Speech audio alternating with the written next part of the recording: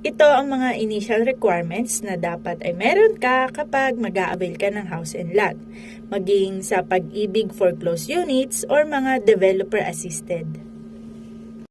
PSA or marriage certificate. Kung single po kayo, i-ready po natin yung PSA or birth certificate natin. At kung married naman po kayo, ay yung inyong marriage certificate. Next is proof of billing. Proof of billing kung saan ka nakatira dito sa Pilipinas, kagaya ng Meralco, Maynila, insurance, internet connection. So, not necessarily na nakapangalan po sa inyo, ang mahalaga ay dun po kayo nakatira. Sunod naman ay ang latest payslip, 1-month payslip or COEC.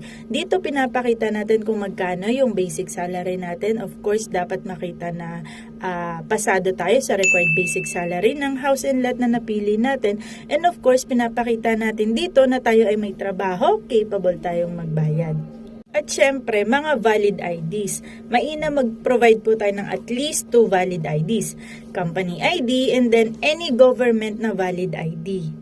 At kung na-ready nyo na po ang mga ito, ay kausapin nyo na po ang inyong trusted agents at i-reserve na po yung block and lot na gusto nyo.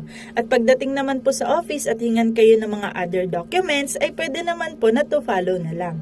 Kung may mga housing inquiries po kayo or iba pang katanungan, ay i-message nyo lang po sa comment section at sasagutin po natin yan. Maraming salamat po. Jessa Apoyan ng RRCT Realty and good luck sa inyong future bahay!